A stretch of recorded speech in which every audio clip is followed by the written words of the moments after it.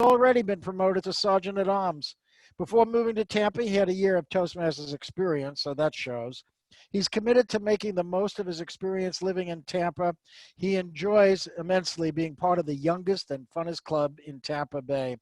He currently works as a research staff member at USF's College of Public Health. Born and raised in Virginia, he's been living in Tampa for 3 years. He had traveled monthly prior to the COVID-19 pandemic. He attained a Master's of Public Health degree, which has increased in value now with the COVID pandemic dominating news,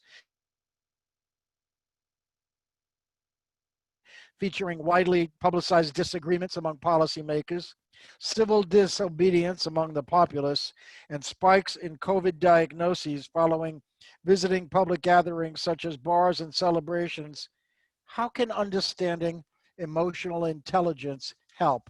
Listen as Stephan tells his side of the story, understanding emotional intelligence. It's an important skill for writing motivational speeches. It may also be useful in work, in your personal life, or as a general life skill. Welcome to Stephan Villavicencio, Clarity. Clarity. Stephan Villavicencio.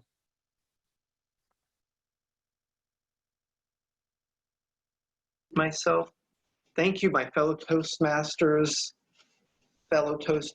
and honored guests.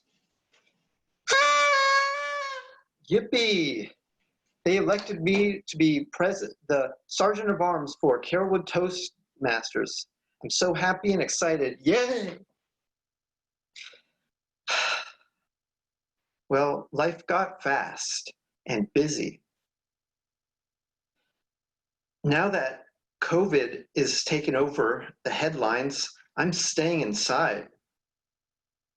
I avoid going to the streets, avoid going to the store. I exercise less. I stay away from people I don't know. I've been wearing my mask and glasses. So far, I don't have COVID, but I'm still not at peace. It's a war out there, a war against COVID, and some people have just given up. Anyway, I lost my train of thought. I can't seem to find my notes for this speech called Clarity.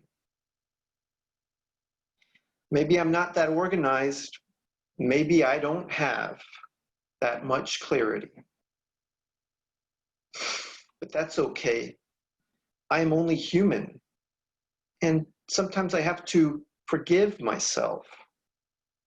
I think other people should also forgive themselves. When I said that people should forgive their own self, what were you thinking?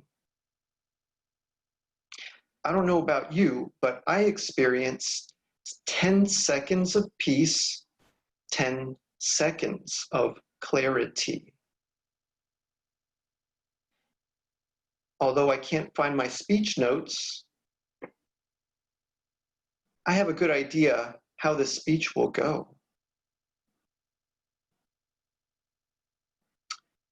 I woke up one Saturday morning after a full night of sleep. I looked out the window and I saw a bird behind a tree. As I looked closer, I noticed that the bird was just trying to get food. I had enough peace at that time to be entertained by a bird scouring for food, hustling to get food. And I was not disturbed or fearful about predators or dangers or just being stuck in a stressed out state.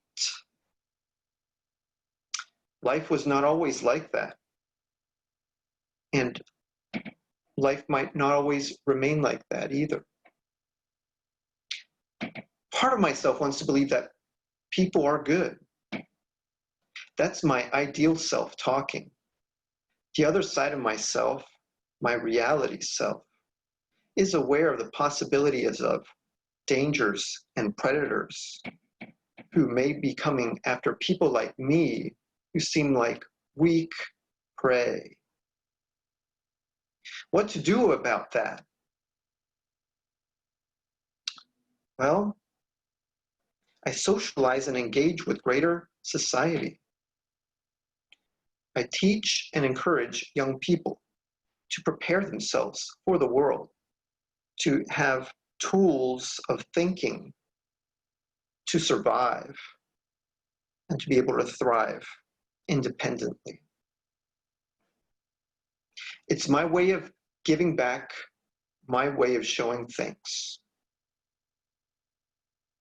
I stopped for 10 seconds.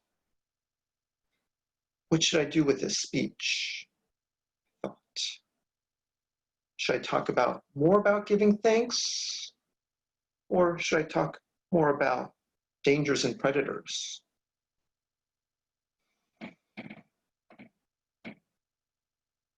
I've decided to just accept it as it is, accept myself and my limitations. I might not love this speech, but maybe someone else will.